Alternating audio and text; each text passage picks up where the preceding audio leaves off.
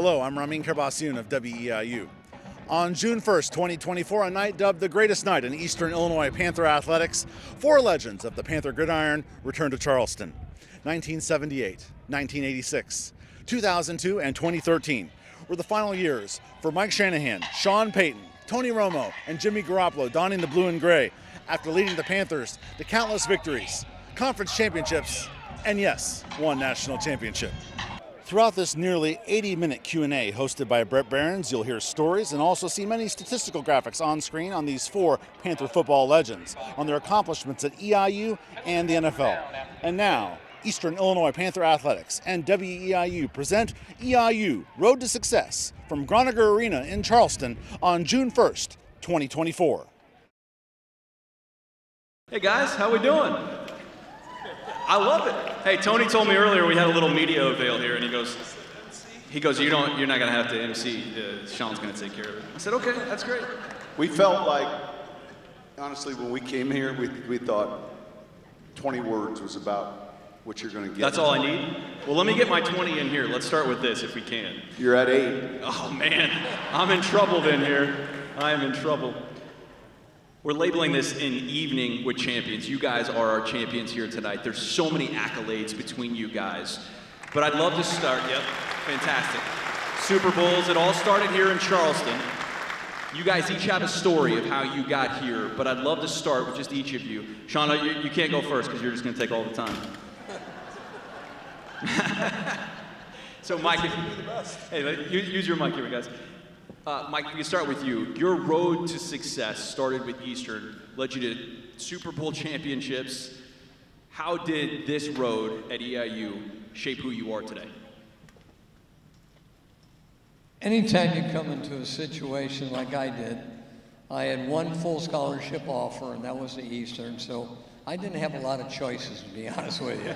So anyway, what you do realize when you do come in, and your passion, obviously, is going to school, but have an opportunity to play, you forget that your friends that you meet, they're your friends for the next 50 years. They're your best friends, the relationships you have in college. I've got guys at 67, 68, 69 through 74 undergraduate school, a lot of guys sitting right over here.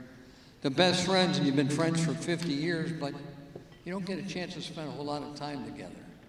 Or at the table over here, winning the 78 National Championship team, where you go from 1-10 to 12-2. And people ask me, they go, how do you go from 1-10 to 12-2?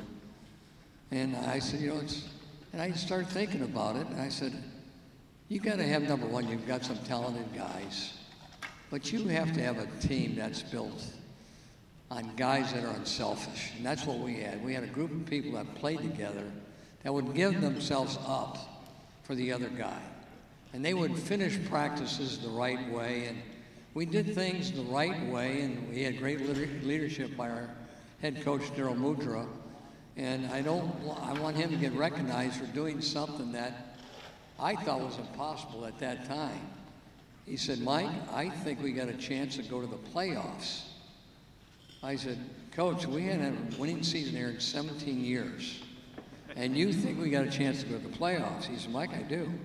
He said, I've looked at the team, we're better than people think we are. And he said, we're gonna put in a good off-season program. We're gonna do the little things the right way with a training table, different things along those lines. But I guarantee you one thing, if we set that standard high and believe in these guys, give them a good off-season program, and the rest is history. Thank you guys for making it happen.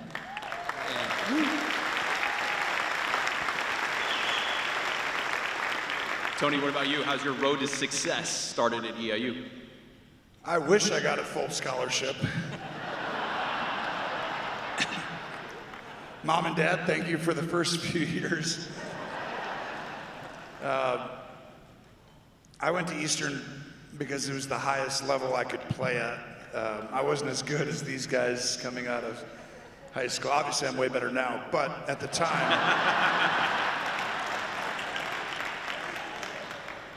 We got a little running joke. You're going to hear a lot over here when this comes back.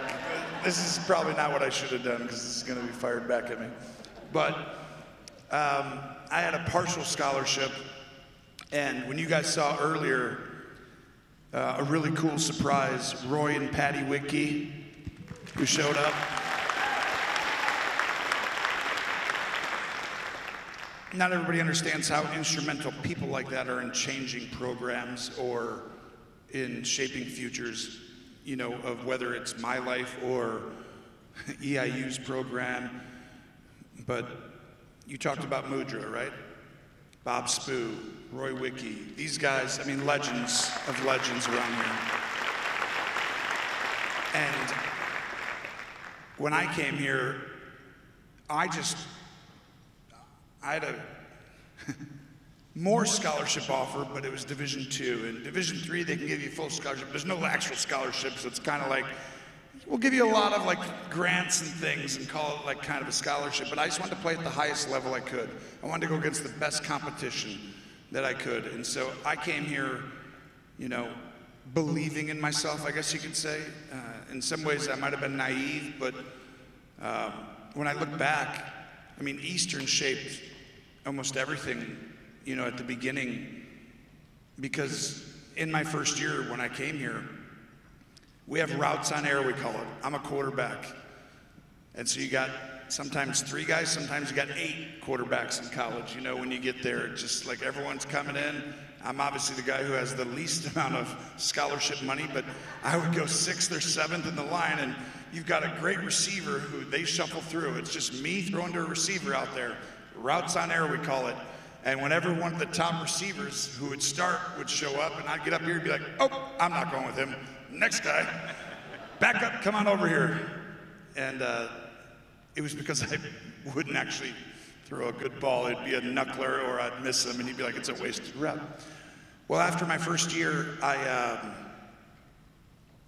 Coach Spoo called me into his office. We have an off-season review like every coach does that brings you in and tells you what you got to improve on. And usually it's like your footwork, your throwing motion. And Coach Spoo goes, yeah, those aren't good enough. I think we're going to change positions, actually. I don't see the footwork or the arm motion changing a whole lot. Would you like to play tight end? We had a guy, you guys know Seth Willingham? Yeah, remember Seth? Some of my teammates are here. It's great to see him. And he goes, it worked out really well for him. And I was like, yeah, I thought I really wanted to play quarterback. But that office taught me something incredible. It was that I was not committed to the point to where you have to be as good as you possibly could be, at least from my perspective. In other words, I told Coach Spoo, I said, well, I understand why you're saying this, but give me till spring ball. If I don't improve during spring ball and you don't see a significant difference, then we can have maybe this conversation again. And he goes, that's fair. Yeah, we can do that. So that was probably the day that I walked from the office and decided to commit myself, where there would never be a day that goes by without me throwing the football or doing something to improve at football, where I really felt like I could put my head on the pillow at the end of the night and say, I did all I could today to improve. And so that starting point right there was kind of the way that I did everything going forward the rest of my career and really in life, and anything that I decide you want to be great at, it's like, you got to commit, and you got to commit like 100%. And it was a great lesson for me. I needed it. Coach Whitkey was a part of these processes a different way as well. And I was a young kid trying to mature. At this point, I had to figure out how to do laundry because Mom didn't come to college with me. Thanks, Mom. Took me a while. But, I'm not here without Roy believing in me and coming to Wisconsin and watching me play basketball. He went and watched you, didn't he, Jimmy? Same exact thing. Yeah, same exact thing, honestly. He came there and he watched us play basketball, and he had to convince Coach Spoo. I don't think I've ever said this, but he convinced Coach Spoo to give me a partial scholarship. But then I had to convince Coach Spoo the next year to let me play quarterback. So there's a lot of convincing, but it just shows you, you know, put your head down, go to work. You never know where you're going to end up. But Eastern Illinois has definitely shaped my, you know, my life in an incredible way, and I'm so thankful and fortunate. All started there. Jimmy, did you get asked to play tight end too, or was that a? Never got asked to play. He was too good. Yeah. I don't think I was athletic enough to play tight end, honestly. Tony probably. Oh, yeah, I was. I totally. He was the basketball player, golfer, all that. So no, honestly, mine was very similar to Tony. Really only had offers from Eastern and Illinois State, and I definitely wasn't going to be a red turd, so I wasn't going there. Got bleed blue. So I knew I wasn't going there. That was the first thing. So Eastern was really my only choice, and then Coach Wicke, same as Tony was saying, came to my basketball game. I don't even know if I played well, but he was impressed. They gave me a scholarship a little while after. I think I sat on it for maybe a couple weeks, something like that, and I kind of knew where I was going to go at that point. But yeah, Eastern really did so much for me. Coach Spoo was the head man back then. He really set the tone for us. Just, I mean, he was as old school gets, and we needed that though. It was a breath of fresh air. We had 2 tough seasons, and then Coach Babers came in. That was when things really changed, and he took it to the next level. He really changed our whole program, changed the thinking of this school. It was one of the coolest things, just going from 2-9, and then 2 conference championships, playoffs, #2 in the nation. I mean, things really took off quickly, and yeah, I mean, I had great people around me. That was one thing, Charleston, and even coming back this weekend, you see the people. It's just, it's good people, it's family, that's what's made us. That's what's made me. I can't thank you guys enough, honestly. Yeah, that's my story. Yeah. Pretty special, all right here. All right, Sean, you're going last because you might talk the rest of the time. I don't know. Listen, He will tell the best stuff, though. I love it. getting ready to play elevator music at the end of Tony's speech, but here's what I would say. Told you. Now you have to understand, this is about, what would you say, Tom and Mike? This is about our 21st event with microphones, and so the 4 of us have gotten to know each other honestly more, and if you told us we were going to go to the McGrady Inn for 6 months a year and film a reality show, I think we could double all of our pay. Netflix is picking that up. I'm telling you, I'm being dead serious. It's been fun. It's been. Here's the common theme. You heard it from Mike, Tony, Jimmy, myself. You're going to hear is you got impactful teachers and coaches, and you got winning. And then you got Eastern. In other words, my coach was Al Moldy, Daryl Mudra's last recruiting class.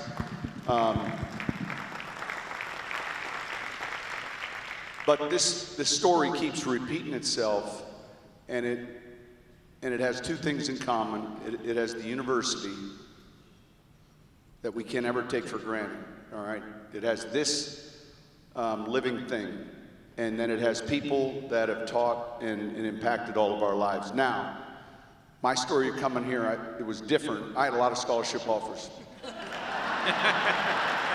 I'm being serious. He's being serious. I'm being dead serious.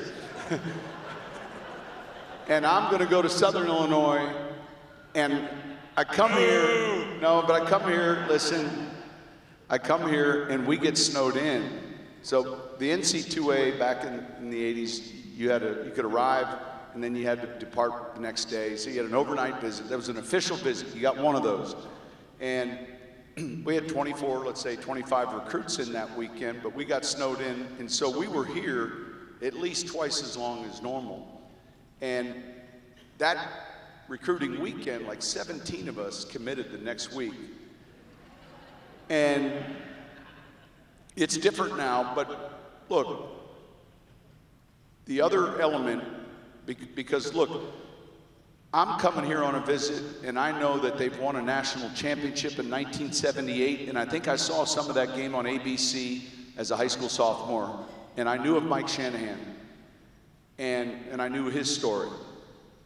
And so there are little things that kind of move you in a direction relative to a choice you make. And there was, you know, the snowstorm. I think it was Charleston Motor Inn at the time. Anyway, I end up here,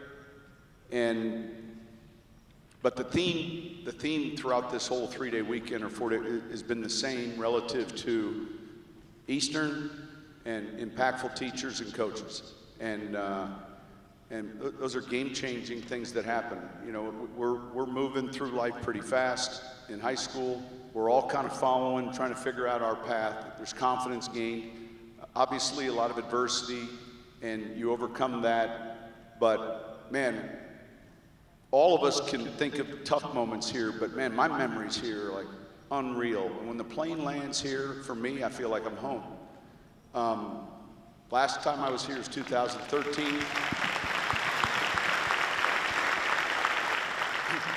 It was 2013, and then I was here in Jimmy's freshman year in 2010. Coach has been a great inspiration and a huge help for me as a young coach, starting off in the college game, ended up in the NFL. And so to Mike and Tom that put this thing together, this idea started at Mike Shanahan's restaurant in Denver, Colorado. Now, I get hired as the Broncos head coach.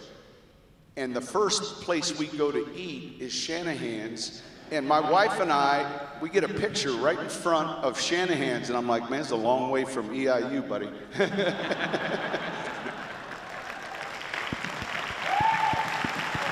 So I'll wrap this up real quick. We're talking about this weekend a year in advance. And I said, look, I'll get in touch with Jimmy and Tony. I coached Tony for 3 years. We'll get into that tonight. Still acts like he's coaching. He still needs coaching.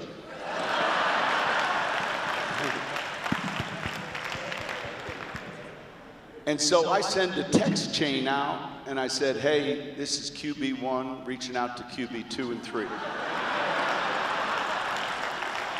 Now, I didn't identify who was 2 or 3, but I made sure they just knew this was QB1 reaching out to QB2 and 3.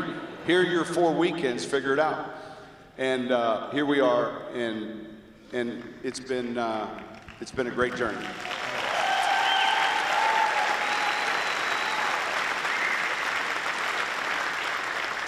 All right, I've only got 3 words left here, Sean, so I got to go quick. You told me I only got 20 words. The thing I find cool about this, too, is 3 of these guys are from Illinois, right? Like, Tony, sorry, you're out, Wisconsin. All right, see you guys. But the fact that you said you're home here, Sean, like, it is home. Illinois is home. And to me, that's really, really cool. All right, let's just debate here. We can settle it right now. Who's the best quarterback out of all 4 of you? You said QB2, 3. I mean, I need some answers here, guys. So I'm going to let these 2 talk. Tony started 4 years, Jimmy started 4 years, and I started just under 3. And then just do the math, but go ahead, Tony. Well, I think, Tony, you broke all of your records. Close. Jimmy? Hey, you guys can discuss it. Jimmy holds all the records. He does. Shocker, Jimmy holds the records, all right? If you don't know. So you have to know this. All right, on a real cool note, obviously, each one of us, you know, and shoot, we're leaving out. You didn't play in that offense, no, I get it. When I say this, that's what it was. No, I mean, I'm going to say this. We're not talking about Steve Turk or Jeff Christensen or a lot of great quarterbacks. So our jobs, all of us, whoever comes after us is supposed to put their stamp on it. And certainly, Tony did it, and Jimmy did it, and now, like frickin' 10 years later, I just get hired by the Dallas Cowboys. Mike Shanahan's the head coach of the Denver Broncos, and I'm a young assistant coach working with Bill Parcells, and it's completely coincidence that it's 2003 and there's a quarterback coming out of Eastern named Tony Romo, and so I know of them, and then the combine and all that, and we do all the film work, and we watch them play. Terrence Newman, we take in the first round from Kansas State. Tony, top 5. Tony Eastern played Kansas State that year really well, and so But here's my pickle. I don't really know Jerry Jones that well yet. I've been there 2 months, and I don't know Parcells well enough, and they don't know me well enough.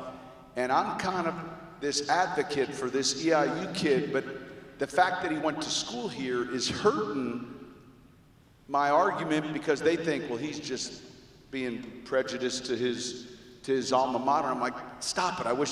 I'm telling you, I think this kid can play. And anyway, so we go through this. That's why I went undrafted. Sean's fault.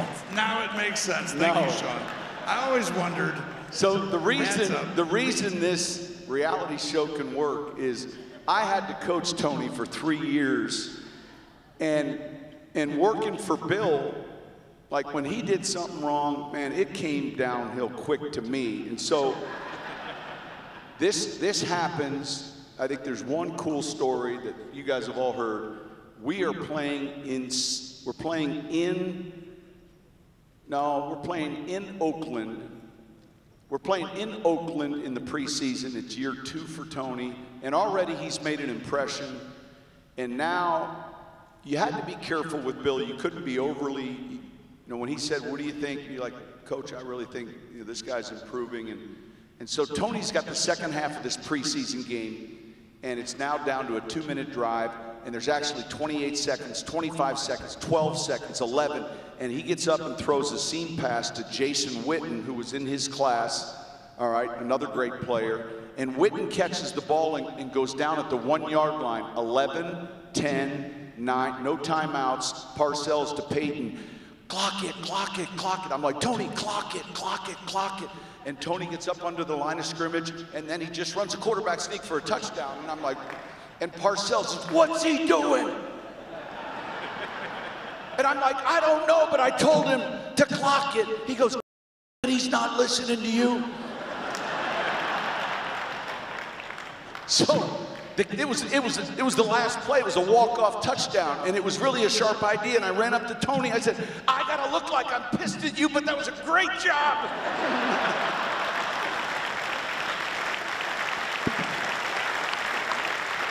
That really happened. So there's a bond that takes place when you get abused from someone who's like Bill, and you stick together. But that actually happened. Tell him the effect on the field. As a coach, Bill could be tough, but in a great way. I loved it because he was competitive as anybody. He wanted to win. All we want are guys who care as much as us. That's what we want. Everyone in this room needs to be in the passion business over something. It doesn't have to be football. It could be athletics, music. You just gotta find your passion. But anyway, Bill would sometimes say to me, "Hey, on the way out to practice, hey, I'm gonna get real loud with you and upset, but it's for effect. I want Tony to hear it." And I'd say, other players too, not just me. This is for the team. This is classic good cop, bad cop, right? So Bill was going to be really hard on me, and he knew that Tony would hear that. So I'm like, "Coach, I got it." So practice starts. Bill would be at 9-on-7. He hated 7-on-7, and we'd be throwing, and I'd hear, "Sean!" And I'm like, "Coach," and he's like, and I'm like, and I'd turn to Tony, "Let's go, Tony, let's get going." And they felt this pressure to please, and I'm like, "Let's go." And then we'd go another 3 weeks, and Bill would say, "Hey, I'm gonna get down on the quarterbacks today for effect." And I'm like, "Coach, I got it." And so, bless you. We're at practice, true story. We're at practice one day. Now, there's been no preemptive. We're at practice, and it's, "Sean, I want the quarterbacks." And I said, "Coach, I got it." He goes, "And this isn't for effect either." I wasn't ready for that. That's when his heart started beating. He's like, "Wait, this is really on me? Well, thought it was always Tony's fault."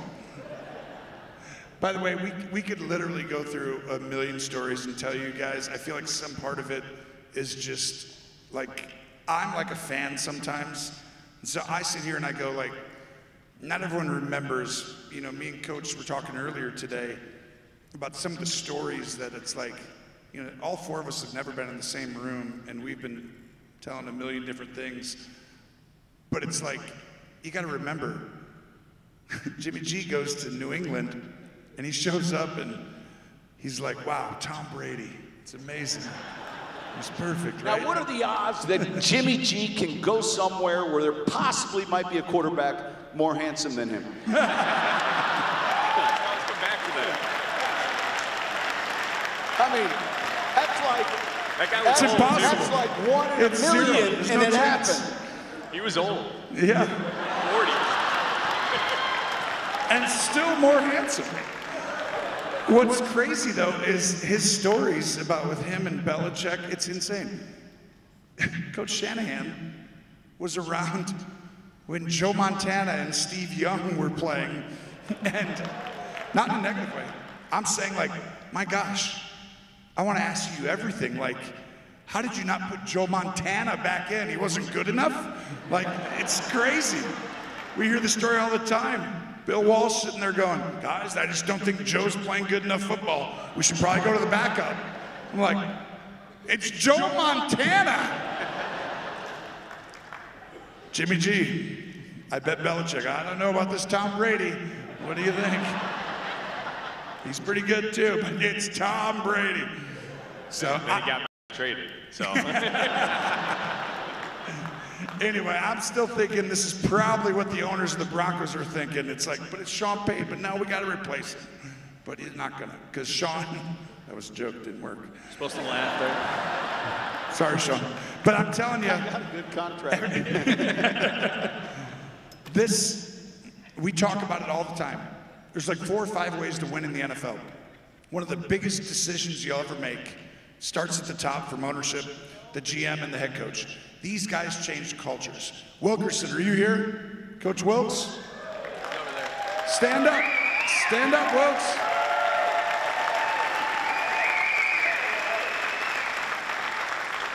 That guy right there started the change. Tom Michael, you here? Stand up, Tom. Tom, you don't need to stand. You're always standing. He never sits down. Must be a back thing. I'm not sure. President Jay? Now that one there was just to see if he snuck out early, so I'm proud of you. He is the president. He's allowed to leave when he wants.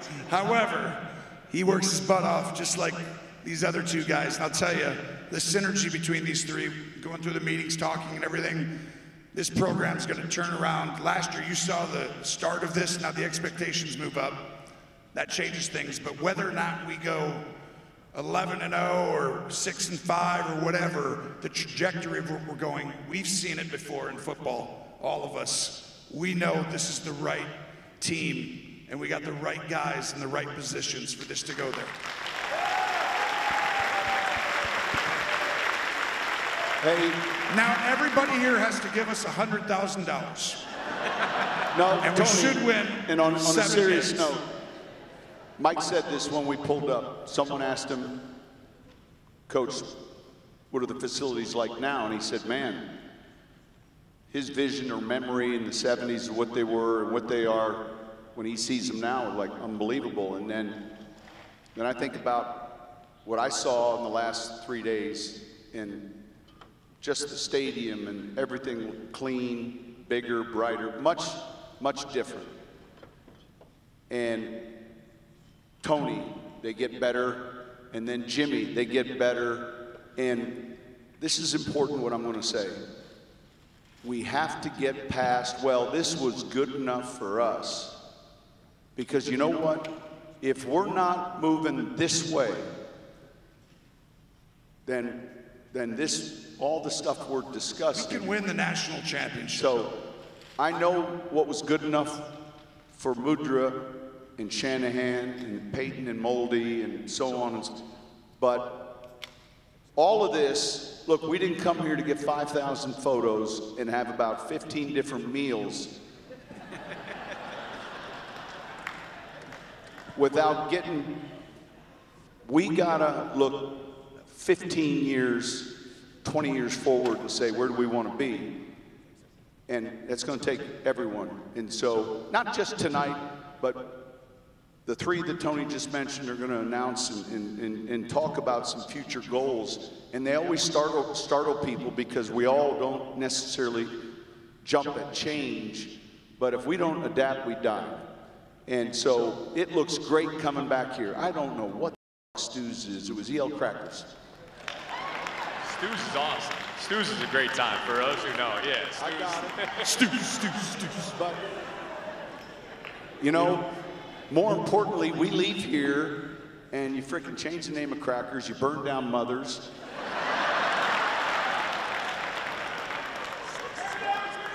I mean, look, we've taken care of... There is a Panther paw. We've taken care of... Used to be a stick, I think, back We've in the day. taken care of the campus and the facilities, but, man, more importantly, what have we let happen to some of these great institutions? So...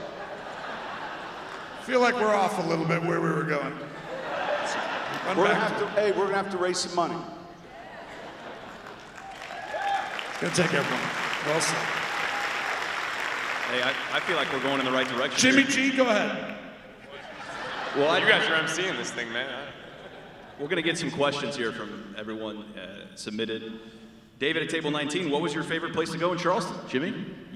Favorite place? Yeah. Yeah, Stews was our spot. Stews. We love that spot. Marty's is definitely a close second, but Stews was our spot. Tony, what was it for you? Is Stu still around, you said? Or? I think so. Stu's still here? No. No? Yeah, great job. Everyone go there He tonight. had a good run. Why don't we hit Jerry's Pizza after that too, Jimmy? That was my other spot. Jerry's is good pizza, man. Sean, what was the place for you? I honestly, no, listen, stop. It was Mothers. Listen, it was Mothers. That was cheap. That was great. 25 cents. There were some great years. Here's the deal. Coach Shanahan, not me. They had quarter beer night on Thursdays, but they had a Halloween costume contest, and myself, my backup quarterback, John Rafferty, our starting guard, Bob Benning, and Pat Carroll, we won first prize at Mother's in a Halloween costume. Now, this is before we knew you needed rest and hydration 2 days before you played. This is on a Thursday night. Now, what I hear from our sleep experts, I'm like, God dang. Mothers. Coach, what about for you back in the day? At that time, I would say Sporties was big at that time. Everybody remember Sporties? And I got to go to the old name, Chinks.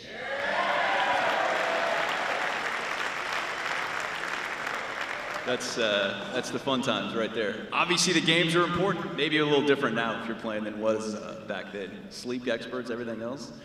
I'm just a little different nowadays. Well, we all tried to, we can only do what in the coaching world's the same way. We're up to speed on the weight room and condition, but here's the thing about teachers, and I'm not just talking about, I'm talking about English teachers, any faculty member.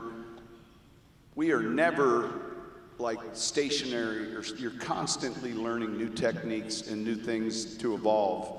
And that's our responsibility as teachers. And so whether it's sleep, whether it's the weight room, whether it's nutrition, whether it's certain, there's just a lot of things that change. And so, yeah, I think I just look back on some of the things that we did. I'm thinking, man, we made it hard on ourselves. Now, we still won. I told Mike this story. This is the fried chicken story, and I think it's worth telling. All right. In the NFL. Is it worth telling? Or? In the NFL, we travel the day before the game. So Saturday for games on Sunday. And the rookies would always go buy Kentucky Fried Chicken or Popeyes. They were in charge of the fried chicken, and it was all good. And so the rookies would come on the plane with bags of chicken, and they did it for one season. And we hired a new nutritionist from Colorado Springs, and she was from the Olympic training facility. And this was a big coup for us at Eastern. We had to pay her a lot of money, but she came in, and her name was Jen. I'm not going to tell you her last name. But she was a ball buster, and so, man, she took you know, we had turkey bacon, that pissed Breeze off. Everyone's all for it until it impacts something you like. And so we made the rookie, she said, Coach, you can't do the fried chicken, you gotta do the turkey sandwiches and whole wheat and all that. So we introduced that. Now that goes over with this team like a lead balloon, right? Because they all had to buy the fried chicken. And so we have a playoff team. This is 2013. We have a good team. And we're going on the road to play the Eagles. And a couple of the guys come up to me, kind of creep into my office. I'm like, come in here, what do you got? And they're like, hey, a couple of guys. I love when they say a couple of the other players. We're wanting to know if... That means like 30? Yeah. Means the whole locker room. We're wanting to know, Coach, if we could kind of, in the postseason, go back to the fried chicken. And so I'm a softie for a good approach, and I'm like, all right, we'll go back to the chicken, but you better play your off. You know, now it's, because I got to talk to Jen. And our strength coach comes up to me, and he knows what's taking place. And he works with Jen, and he says, do you want me to tell her, or do you want to tell her? And I'm honestly, like, I've been the head coach, won a Super Bowl with the Saints, and I'm nervous to talk to my nutritionist. I said, just send her up. And 2 minutes later, she comes up, Coach, you need to see me? I said, Jen, I do. I just want you to know, look, I talked to some of the players, and it's not going to be a normal thing. She goes, Coach. I said, look, I told them we could have fried chicken on the plane. They better play off. She says, all right. She goes, do you want me to get the beer and pizza for halftime?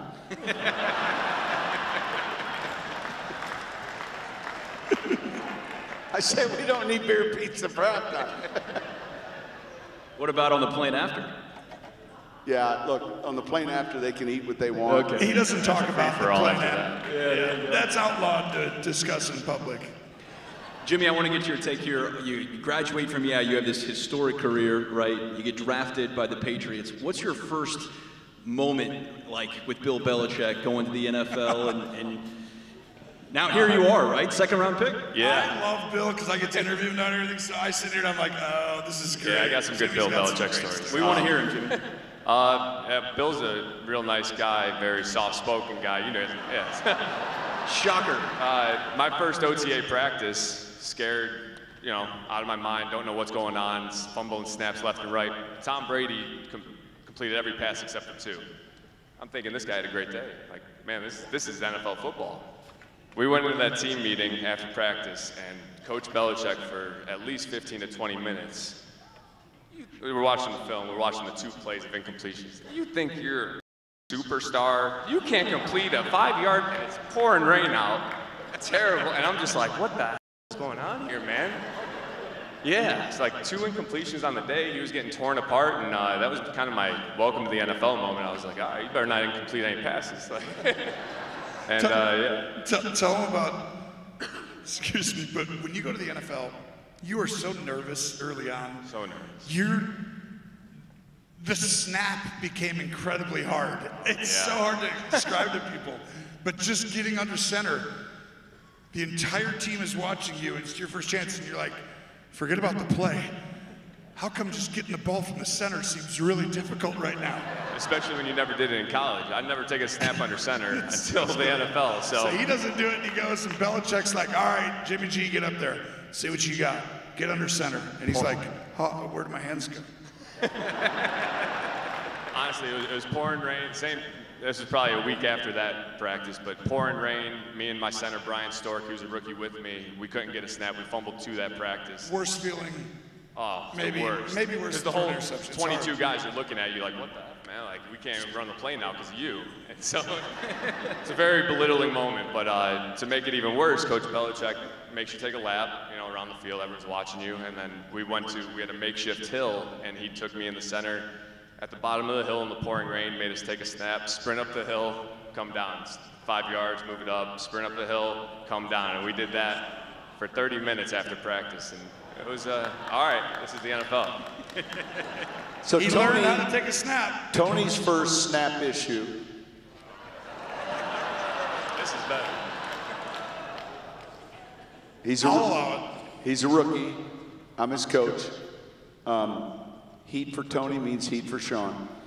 and we're playing a preseason game at home, and Tony fumbles the quarterback center. He fumbles the snap, and it's on the ground, and he bobbles it, he picks it up, and he sprints out of the pocket, throws the ball in the air, it gets intercepted, and Parcells says, Romo, I've never seen a quarterback turn the ball over twice in one play. It's all time. It's all time. Parcells is hilarious. And I love Bill. I remember one time, it was raining, and sometimes you want to impress your coach. Do you ever get like the young guy who's like, I'm going to show up, or do something that's like, you know, you might have the guy stay in later and watch tape until you see him in the room. Back in the day, we didn't have iPads where you took home and everything, so like, you do these little things you try to, and then eventually you're like, just play good football. That's all that matters. Nothing else matters. But I remember one time being like, coach is like, all right, quarterbacks, we're going to do the wet ball drill today, you know, and they go over there, and as if cameras were on them, they take, you know, the Gatorade water thing, and they go, and I'm like, is it just pouring out here? Like, are we getting a downpour tomorrow times 10? Because usually they put the ball under, you know. Yeah, 12 different balls that you wheel in. Yeah, we roll it. I'm like, it's a second, and they get touched. I'm like, but this one's going to be drenched. And he does it, and he goes, all right, here we go. And I'm still thinking about getting a snap. But I'm like, I'm going to impress him because I played at Eastern Illinois, and I could throw the ball in the rain. And I'm going to go tell coach, you know, during my first training camp, I'm going to be like, he's going to think I'm better than these other guys if I go tell him how good I am in the rain, that I don't need to wear the gloves that he's saying we're all supposed to wear. So I remember walking up after, you know, we go out there, and I'm like, hey, coach, and, you know, Rich is there, right there with him, and I walk up, and I'm like, hey, coach, and he's sitting there talking to Rich, our PR guy, and he's like, what? Who's tapping me? What do you want, Romo? And I'm like, oh, I just wanted to let you know, I know you talked about us, you know, wearing gloves, but I don't need to. I'm actually really good throwing in the rain without gloves. So you don't need to worry about that, because, you know, these other guys may not be able to, but me. And he looks at me, and he goes, just shut up, Romo, you don't know. And quit trying to kiss my ass. Go put the gloves on. And I said, where were you on that one? No, listen. But that was how I got really introduced, and it was good for me. Tony, you'll appreciate this. I'm gonna flip the script. These guys haven't heard this story. And I'm being serious, and your father's here, and I want him to hear this story. My mom's here too, so let's... All right. Your parents are here.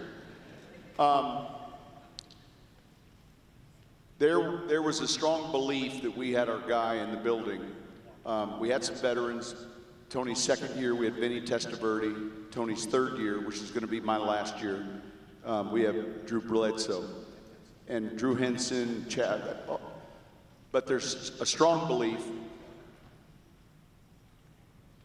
from a handful of us that our answer's in the building. And a pivotal year for Dallas. Bill was fantastic with personnel. His second and third year in the draft, he took DeMarcus Ware, he took Marcus Spears, Canty, Marion Barber, Jason Witten. If you looked at his 3-year draft history, it was, when I say in 3 years, that Cowboy team went from a 3-win team to like, bam. So, well, you're gonna clap, not yet. A lot of good players, but the year that we're going to go, Bill did not like the 4-3 defense, and he hated that we had small linebackers. And our first year there, Datwin was the mic. Now, Datwin was about this tall, all right, and Dexter Coakley couldn't ride on the roller coaster at Cedar Point. And Bill used to say we could take our whole linebacker room and put them in a VW and pull up to the game just like the circus, and all 7 of them would get out. He wanted long, he wanted what he knew, prototype. And so we have this draft where we take Ware, Spears, Canty, and when we get Canty, he walks down the hallway and said, boys, we're making a change. Now we're going to the 34 defense, and Mike Zimmer, all right, everyone's embracing it. Now those guys on defense, that's a big change going to a two-gap defense, a completely different style of play. We're still coaching on offense. And my close friend, the late Tony Sperano, Tony's kind of handling the run game, and I'm at this point in calling the game, and we train at Oxnard. This is training camp, Romo and Bledsoe, and there's a lot of pulse behind the scenes like, man, we need to be starting Tony.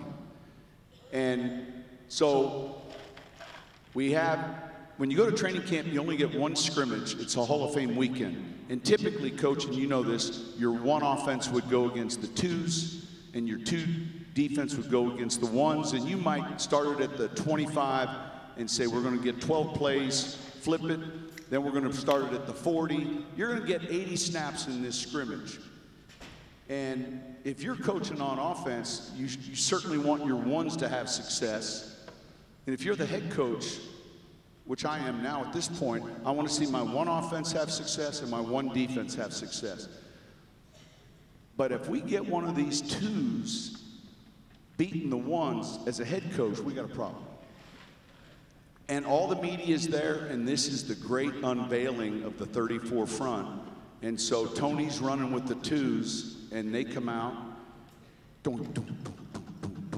Romo, Witten, touchdown. And Bill says, back it up, do it again.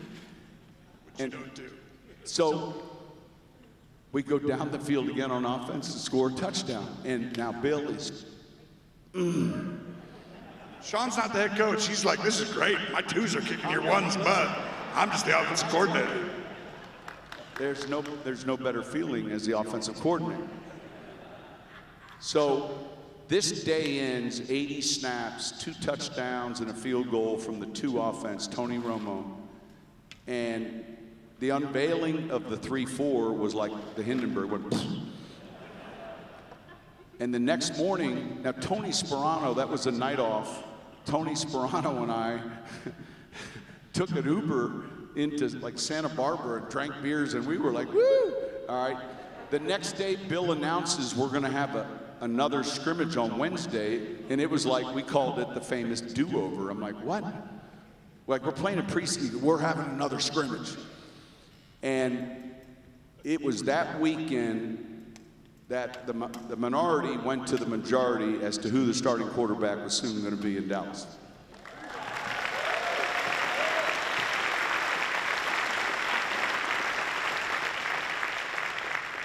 And it was all because he called a pretty good scrimmage.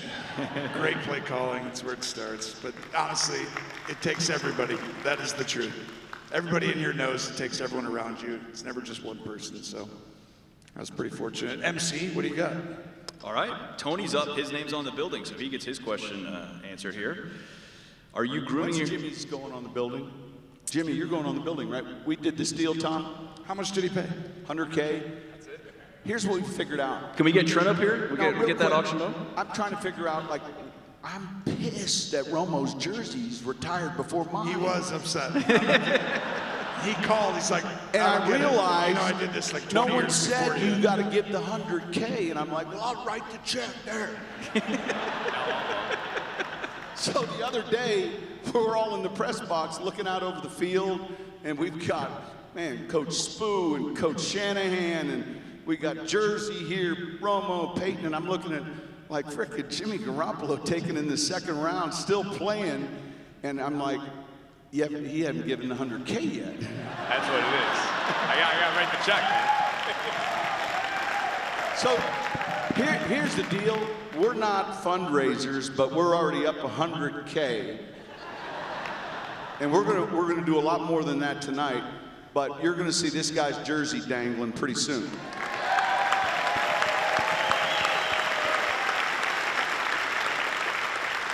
And by the way, I didn't have the heart to tell Sean I never paid a dime. That was just you. So, I guess that's for the number 2 and 3 quarterbacks.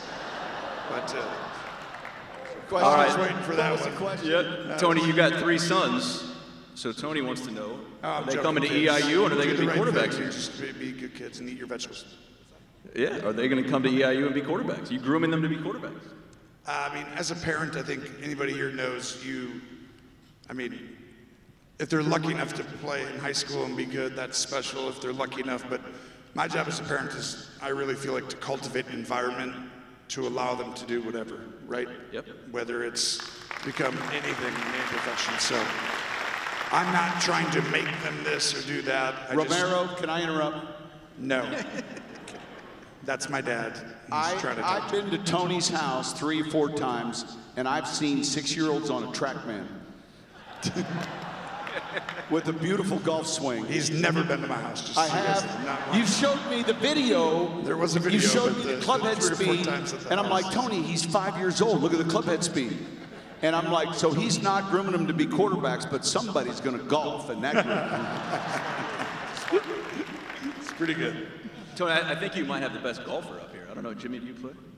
I play. I'm not very good. Tony's definitely. Yeah. So you can take that. We want to change the topic. Yeah, okay.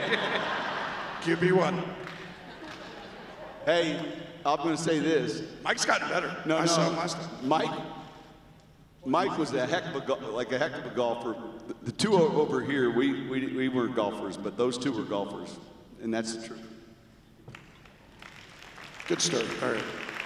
All right, we're going to wrap up here as we get ready to raise some money here, like you had said. Is But Jimmy's writing the check. someone telling you to wrap up? We've got a couple of things to get to tonight. All I'm saying It's my favorite. Sean will be like, like I'm the one who's giving up my time, and you're telling me that my time's All done. I'm saying is- you're giving up my time.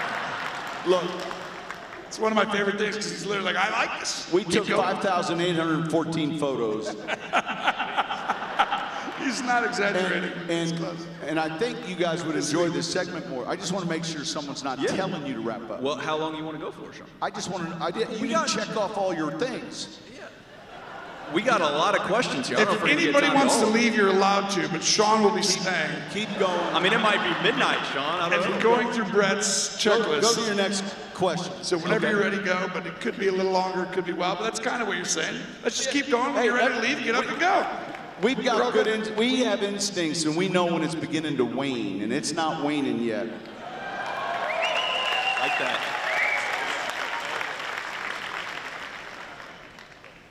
I'm out of here, but Last night, we had a great evening last night.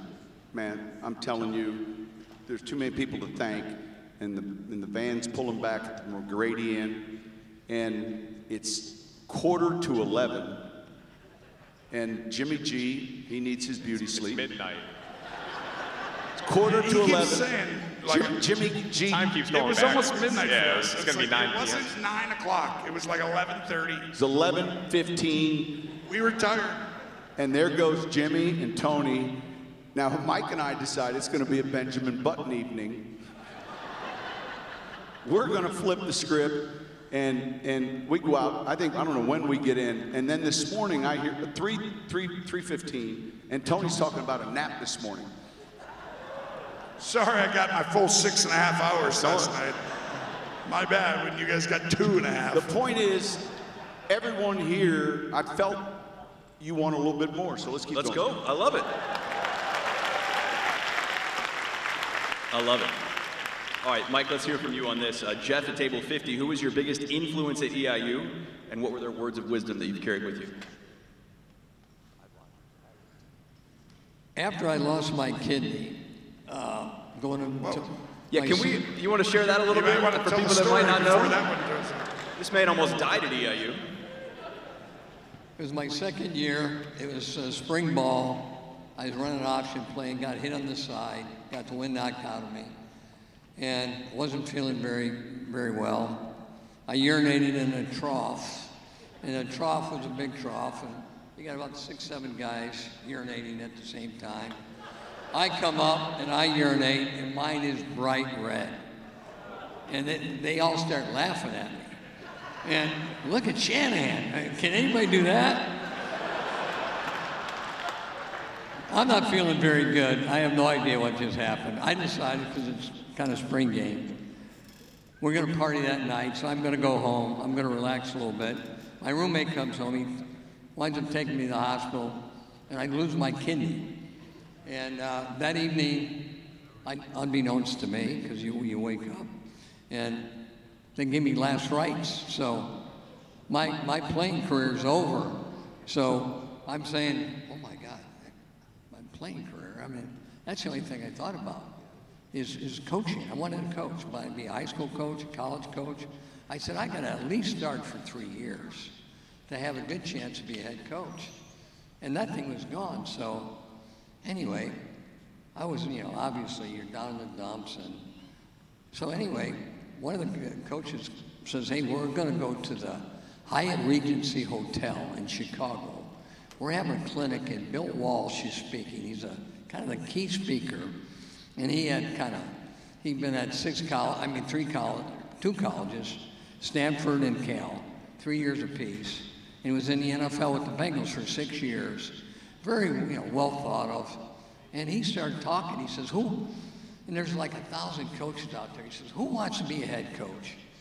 And so many hands go up of all the assistant coaches that are out in the field, out there listening to him. And I'm thinking, who wants to stay a head coach? And of course, everybody raises their hand.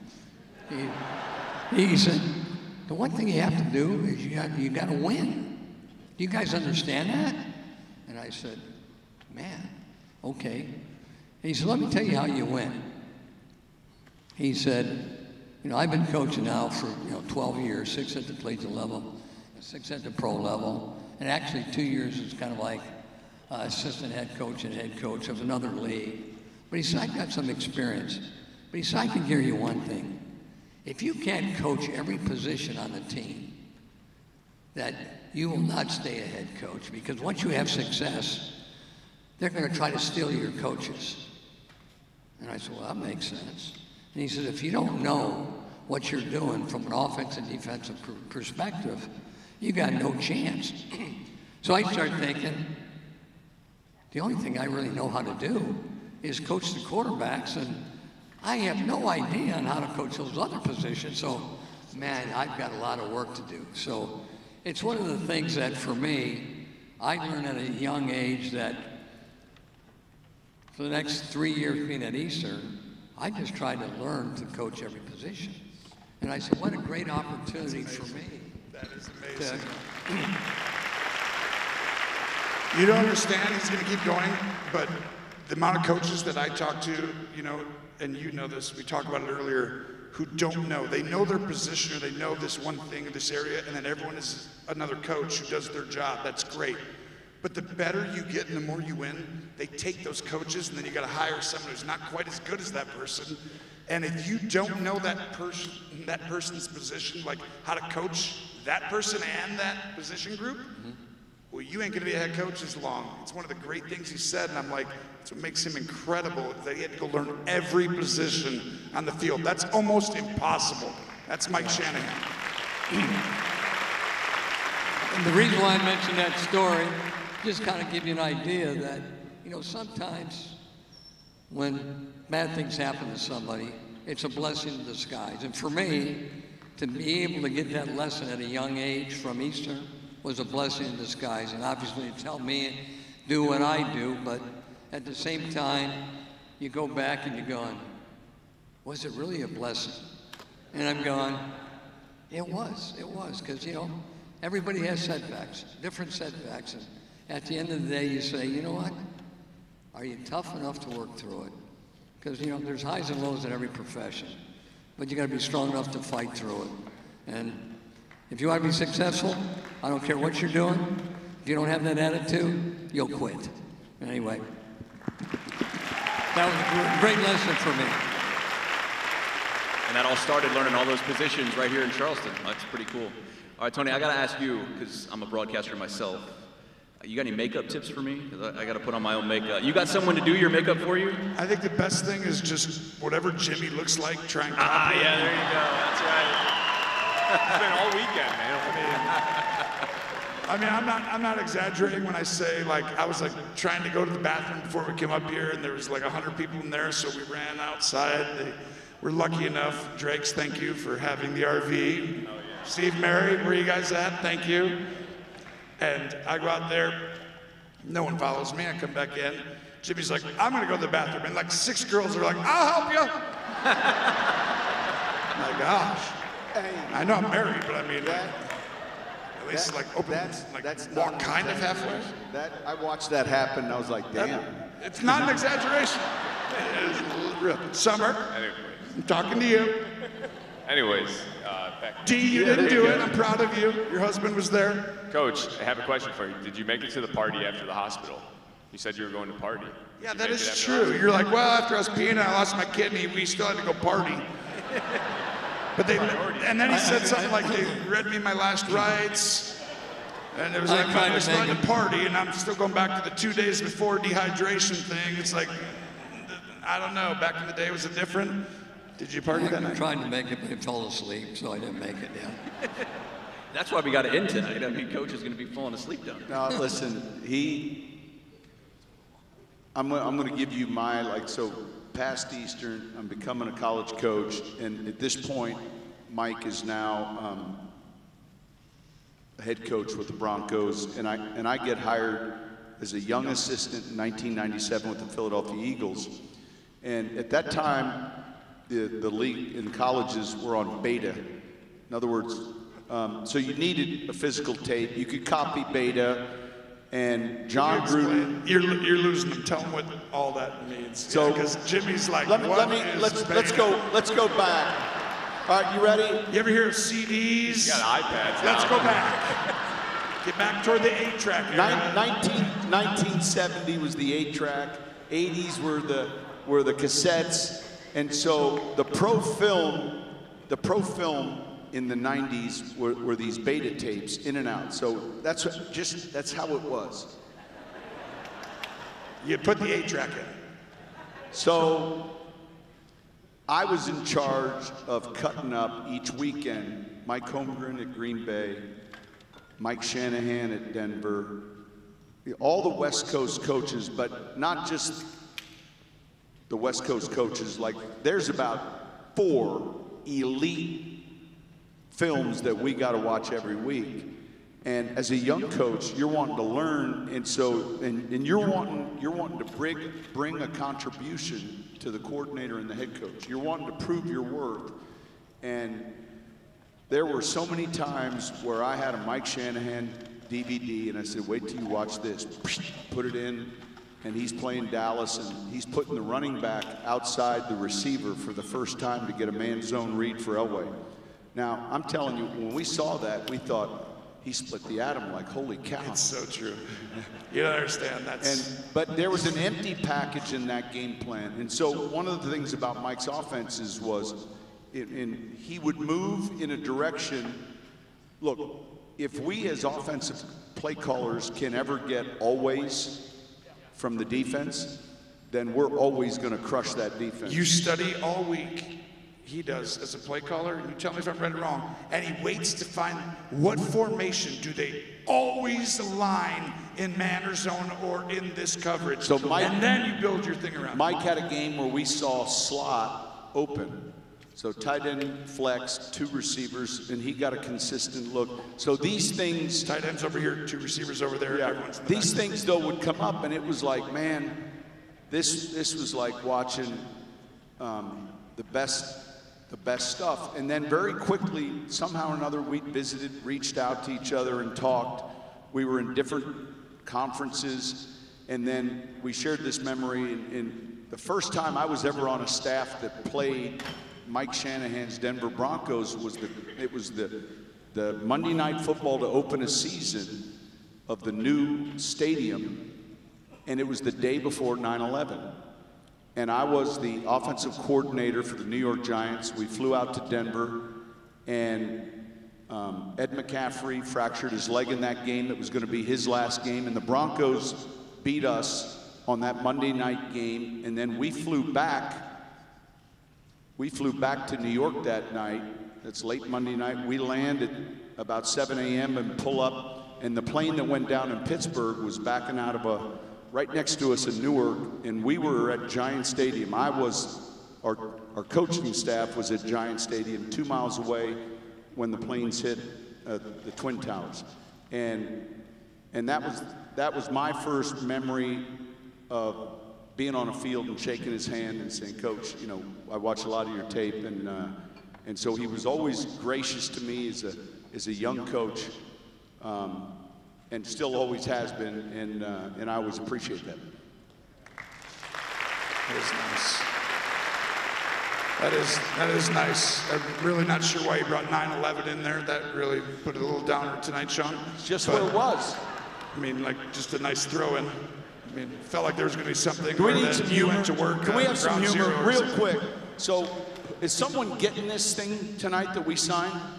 Yes. Who's auctioning? Are you auctioning this? All right. So someone's auctioning this. Is That is cool. pretty cool. That is Brent's cool. got it. Look, I don't know if we're going to get to the auction here, Sean.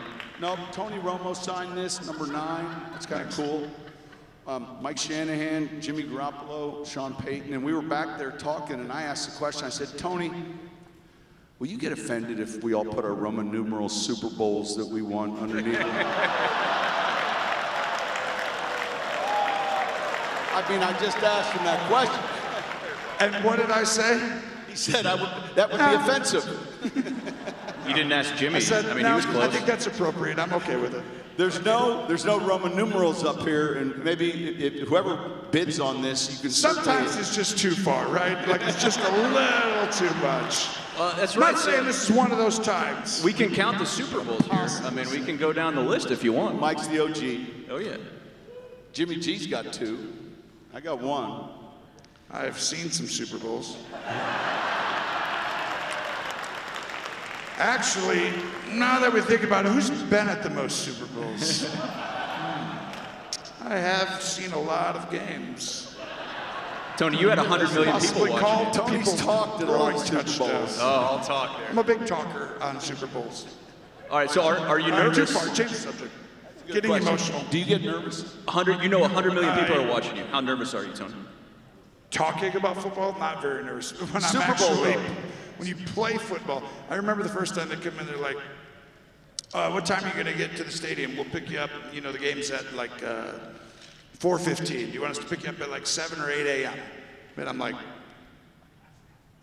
am I playing? Nope, still talking. Like actually, like just talking about the game that's going to happen. Am I doing something before the game? Nope, still talking about the game. I was like, all right. I'm probably not going to get there before when I played the actual game. So I was like, I'll see you there about 3.5 hours before the game. But I'm not going to be there 7 talking about the game. But it was a funny thing that they didn't like. Did the best I could. You give us your best hello friends with Jim. What's it like working with Jim? Actually, that's a great question. Anybody know Jim Nance here? The name? Yeah. So this is a buddy of buddies for me. Like, at this point, we're like, you know, he's just become, I mean, we're tight, and he's like my guy. And he does it like so funny and on purpose, but he'll walk in a room. Like if he walked in right now, walked up here and surprised us, he'd be like, hello, friends. And we do the same thing. We laugh at that every time. And the thing is, he knows it, but he does it, and it's so endearing. He's like the most genuine, honest guy. This guy remembers your, like, cousin's wife that he met 6 years ago. How's Andy and Deborah doing? I'm like, who's Deborah? Oh, wait, that's Andy's wife. Dang, good call. I'll call Andy and figure out. He is literally just the rarest of guys, and I feel lucky that, you know, I get a chance to be with him. So you would love him if you're around him. He's the best. He's got a great sweater collection. I'm jealous. He does. All right, can we end now, Sean? Are you good? You guys good? Are we good? We have one more ready question. To make some money? What, do we have any raise of a hands? I always feel like someone like at the end of the night wants to ask a question. Yeah. Is anyone dying to ask something? All right. Laura and Jim. All right, next question. The question was, would you like to be members of the EIU? I can answer that for Tony. Let's cut to the tape. We won't waste a lot of time. As long as it's on an app, we will. I've said a lot of things to a lot of people in the organization. Tony was today. pushing the app today. I was like, guys, we got to sign up for 12 minutes on things. I'm like, we got to make it simpler. Remember Steve Jobs? We're gonna be all in. Just you could figure out how to work it. I love it. And by the way, our bosses here are incredible. They're doing things I feel like that's going to separate us. It's going to be great. Agreed. You guys are all going to 100%. love it. We were impressed. All right, let's end with this, guys. Just a final thought, if you could, Mike. Just the chance to be here tonight. All four of you. This has never happened before. I mean, probably never again if you look at Mike and Wow. Sean. This could be the last time we see Sean. Who knows where the night goes? See you guys at Mike and Stan's and Stu's. Jerry's Pizza. So, we've I all thought he been- asked Mike. We've all been around each other, but we've never all been together. Right, because life gets busy and you're coaching, you're playing, you're broadcasting, you're doing all these things. And so, Mike, what will be your lasting memory of tonight with 400 plus people here of our closest I friends? was here 2 years ago. Got a chance, we were playing golf in Effingham. And like I said, I got a chance to spend some time with some close friends. And then about, I think it was 2012 was the time I was here before that. And when I did get a chance to talk to Mike and a chance to talk to Tom, I said, you know what we got to do? If we come back here, or if I get a chance to come back here again, I said, let's make sure that we get the four of us here together and make sure we do it the right way. Because we have so many great alumnus here that take pride in Eastern. And we've got such a history to make. It's Easter. You know, so what I'd like this to really be is a kickoff for many years that we do things like this every year to promote Eastern, promote its legacy, and all being part of something, doing something very special together. So. Thank you. Mike, thank you. Tony, a memory from you about this weekend that you'll carry with you. I think the biggest one is Mike's speech right there. That's the top moment, but it's so true. I mean, honestly, coming back, I mean, we get polled. I mean, everybody in here. I mean, you're probably not at a table here if you don't get pulled in different directions in life. And I feel like, you know, priorities and just trying to put your time, you know, put your feet where you are, but put your time into the people that you care about and the places you care about. And I think just seeing these guys come back and everybody, it just shows the commitment and your guys' commitment to be here toward the university and the care for the program. And I'm like, that's what it's gonna take. I mean, honestly, it's like, there's things you've got to overcome, right? In life, in anything. Sean walked into Hurricane Katrina in New Orleans. Here's his first head coaching job. Not ideal, to say the least. Didn't take long before he goes, we don't use the K word there. And he says that to the team. He's like, we're not using excuses. And I feel like everybody can at some point, but the idea was we need everybody. Takes a team. And truly, if everybody kind of like just does that little bit, it's like you have a chance. And if you get the right people in the right positions, like I said earlier, which I think we do, now it's on the rest of us. And if we do what we can, this program's gonna go to where we want it to be, and there'll be a lot of really fun weekends and weekdays. And you know, it's not just football, even though we obviously care deeply about that. It's everything. I mean, it's Lance, it's gymnasium. You guys are gonna have special moments in so many different ways with kids, grandkids, husbands, wives, parents, grandparents, and that's what we're hoping for. And I think we figured out, we've been around the block. It's gonna happen. This is really where we feel. You guys we're gonna go there. You guys ready to go there? Well then, let's get Sean Payton to give $10 million tonight. All right, that was a joke. Jimmy, what about for you? This weekend being back here, what will you remember and take away as you go back to LA? Yeah, really two things. One, just being the youngest of the four guys up here, seeing, I didn't mean it like that. I didn't mean it like that, I swear. But honestly, just there's been a lot of stories told, especially between these two. So I've been hearing them tell a lot. But no, I don't know, it's so similar to what I've went through, like seeing them see their old teammates, how the friendships last. Mike talks about his friends being 50 years they haven't seen each other and they're still best friends. That's I don't know, that's so cool to me. Like, I'm the same way with my college friends. We're only 10 years out of this thing, but it's a special bond, and I feel that with the entire town, really. I mean, I went to the gas station when I first got here with my dad, and the people were just so friendly, so welcoming, and it was just like, it was good to be home again. And then the second thing I noticed was just the alignment of everything here. Everything looks so sharp. We went up in the press box of the football stadium. The field looked sharp, the track looked sharp. Everything was just, it's on the up and up. And with President Jay, Tom, Coach Wilkerson, like we were saying before, having those three in alignment makes such a difference. I've been on good organizations and I've been on bad ones.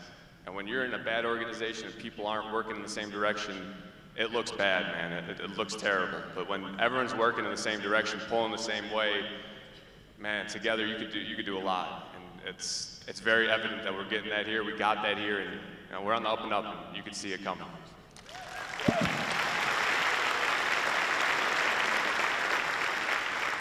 All right, we got the elevator music cue in here, so I'm just teasing you, Sean. What about for you, Sean? Honestly, when we sat down and we meet and we discuss, like, all right, what's the plan for the near future, the far future, and Tom and Jay, everyone that's been involved in putting this together, and I asked the question, what's the end game? And I think I have a feeling when I get on the plane tomorrow, I'm going to be able to answer my own question. And the end game is a healthy university that's kicking butt in academics, kicking butt in athletics, and really, it's the one thing that we all have in common when we go our own ways and we see a score, or we see our women's volleyball or our men's basketball or football team do well.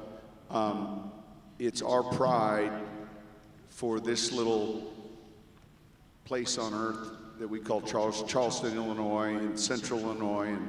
And so, man, when we all leave here tonight, we pay attention to what's happening, and we like to brag on our school.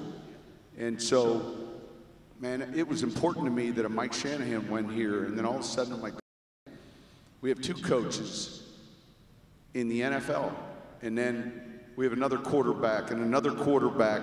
And so Adam Schefter yesterday sent out a tweet to 11 million people, and he said, there's 500, 600 comments that you read that everyone was like, it's in the water there. And I say this for every one of our teammates that aren't up here with us. There's so many others that easily could be involved in this evening. And so, look, you have to have a number. And so, ultimately, it's our pride. And I would also say we spent a lot of time this weekend about, now hear me out, NIL, portal, and realignment. Let's not get spooked by the boogeyman here. All right, we're going to be just fine. Those waters will calm. History tells us that. All right? History tells us those waters will calm. Let's pay attention to our conference in all sports. Let's put together everything President talked about tonight, which was we kick butt with how we're doing academically, and we kick butt how we're doing athletically, and that really is the end game, because we're just making a difference with 20, 21, 22-year-olds, and there's going to be a ton of other people sitting on these stages 20 years, 30 years from now. That's our responsibility. Well said. Thank you. By the way, President Jay, to his point, did we win the commissioners? Yep. What else did we win?